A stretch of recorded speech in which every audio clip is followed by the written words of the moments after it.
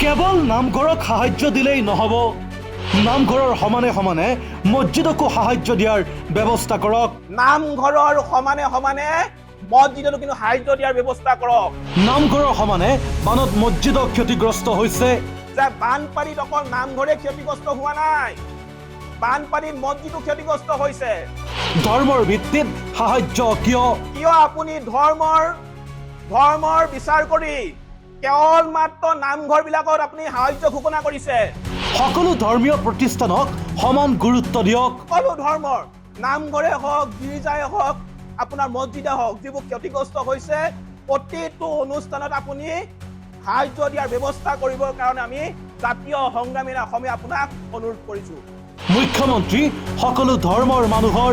আপুনি হিন্দুৰ মানুহখিনিও আপুনি মুখ্যমন্ত্ৰী, মুছলমানৰ মুখ্যমন্ত্ৰী, খ্ৰীষ্টানৰ মুখ্যমন্ত্ৰী, অসমত বসবাস কৰা জাতি, বৰ্ণ, ধৰ্ম, ভাষা নিৰ্বিশেষে সকলো মানুহৰ আপুনি মুখ্যমন্ত্ৰী। হিন্দু মুছলমান সকলোৰে সমান অধিকাৰ। নামঘৰৰ লগতে মছজিদকো সাহায্য দিয়ক চৰকাৰে। নামঘৰৰ সমানে সমানে মছজিদতো কিন্তু সাহায্য দিয়াৰ ব্যৱস্থা কৰক। সমান সাহায্যৰ দাবী চিতু বৰুৱাৰ। বানপানীত ক্ষতিগ্ৰস্ত ধৰ্মীয় প্ৰতিষ্ঠানসমূহক সাহায্য প্ৰদানৰ বিষয়ত মুখ্যমন্ত্ৰী ডক্টৰ হিমন্ত বিশ্ব শৰ্মাৰ সিদ্ধান্তক লৈ প্ৰশ্ন উত্থাপন কৰিছে চিতু বৰুৱাই। তেওঁ কয়, কেৱল নামঘৰক সাহায্য দিলেই নহ'ব, বানপানীত নামঘৰৰ লগতে বহু মছজিদো ক্ষতিগ্ৰস্ত হৈছে। সেয়েহে সাহায্য প্ৰদানৰ ক্ষেত্ৰত ধৰ্মৰ ভিত্তিত পাৰ্থক্য নকৰি সকলো ধৰ্মীয় প্ৰতিষ্ঠানক সমানে গুৰুত্ব দিব লাগে।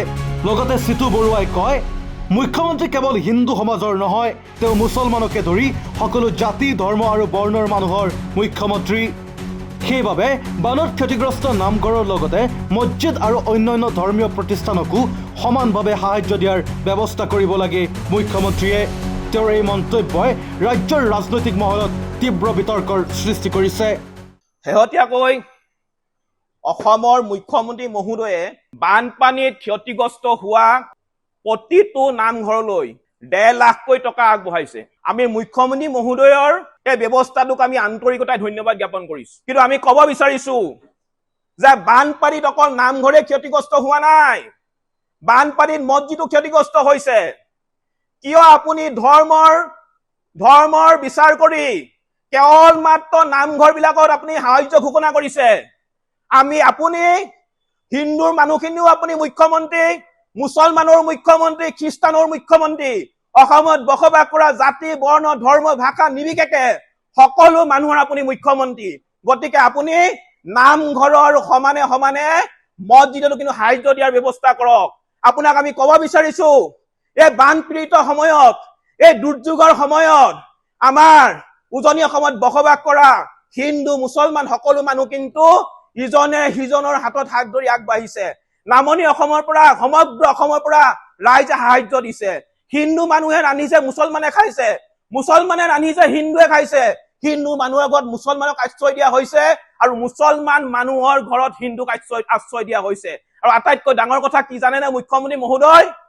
শিৱসাগৰ জিলাৰ চন্তগত এটা মছজিদত হিন্দু মানুহক আশ্ৰয় দিয়া হৈছে। গতিকে এই দুৰ্যোগৰ সময়ত আপুনি ধৰ্মৰ বিচাৰ নকৰি সকলো মানুহক, কি লাগে সকলো ধৰ্মৰ নামঘৰে হওক, গীৰ্জাই হওক, আপোনাৰ মছজিদে হওক, যিবোৰ ক্ষতিগ্ৰস্ত হৈছে প্ৰতিটো অনুষ্ঠানত আপুনি সাহায্য দিয়াৰ ব্যৱস্থা কৰিবৰ কাৰণে আমি জাতীয় সংগ্ৰামী অসমে আপোনাক অনুৰোধ কৰিছো। News desk, Sach the reality.